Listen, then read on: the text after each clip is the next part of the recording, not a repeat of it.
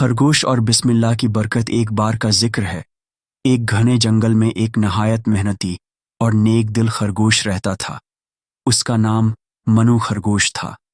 منو بہت صاف دل، ایماندار اور دوسروں کی مدد کرنے والا تھا۔ وہ ہمیشہ دوسروں کا بھلا چاہتا، خود بھوکا رہ لیتا مگر دوسروں کو کھانا دے دیتا۔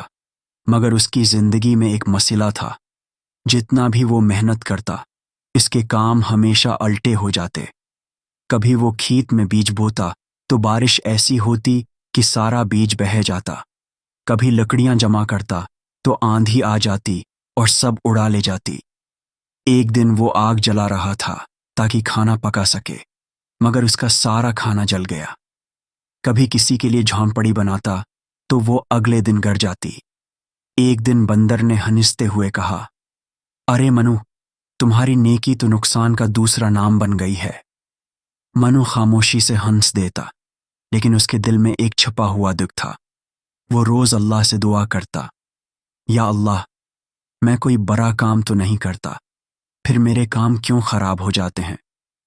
پھر ایک دن کچھ ایسا ہوا جو اس کی زندگی بدل دینے والا تھا۔ خواب کی رات ایک تھکا ہارا دن تھا۔ منو سارا دن محنت کر کے مایوس ہو کر سو گیا۔ رات کے وقت وہ ایک عجیب خواب دیکھتا ہے۔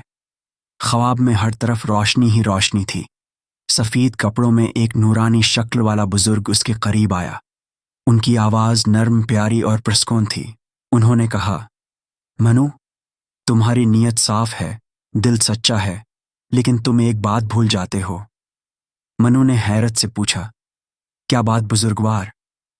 بزرگ نے مسکرا کر جواب دیا، کام شروع کرنے سے پہلے بسم اللہ الرحمن الرحیم نہیں پڑھتے، اسی لیے برکت نہیں ہوتی۔ پھر ان کے الفاظ گونجنے لگے، جو کام اللہ کے نام سے شروع ہوتا ہے وہ کبھی ناکام نہیں ہوتا۔ اگلی صبح منو کی آنکھ کھلی تو دل عجیب سکون میں تھا۔ اس نے اٹھ کر وضو کیا اور جنگل کے کنارے جا کر نماز پڑھی۔ دل ہی دل میں اس نے عہد کیا کہ آج کے بعد کوئی بھی کام بسم اللہ پڑھے بغیر شروع نہیں کرے گا۔ پہلا دن اس نے بسم اللہ کہہ کر بیج بوئے۔ بارش بھی آئی، مگر اتنی جتنی فصل کے لیے رحمت ہو، نقصان نہیں۔ دوسرا دن اس نے بسم اللہ کہہ کر لکڑیاں کاٹنے کا ارادہ کیا۔ راستے میں ایک گرا ہوا درخت ملا، جس سے اسے مفت میں سوکھا اور بہترین ایندھن مل گیا۔ تیسرا دن اس نے بسم اللہ پڑھ کر ایک چھوٹا سا پھلوں کا اسٹال لگایا۔ گاہکوں کی لائن لگ گئی۔ دن کے آخر میں جتنے پیسے کمائے، اتنے تو اس نے پہلے کبھی خواب میں بھی نہیں دیکھے تھے۔ آہستہ آہستہ خرگوش کی زندگی بدل گئی۔ اب گاؤں والے اس کی محنت اور بسم اللہ کی عادت کی تعریف کرتے۔ خرگوش ہمیشہ کہتا، کام میرا ہے، محنت میری ہے، لیکن برکت اللہ کے نام سے ہے۔ ہم بچوں کو علم، اخلاق اور مزے ایک ساتھ دینے کی کوشش کرتے ہیں۔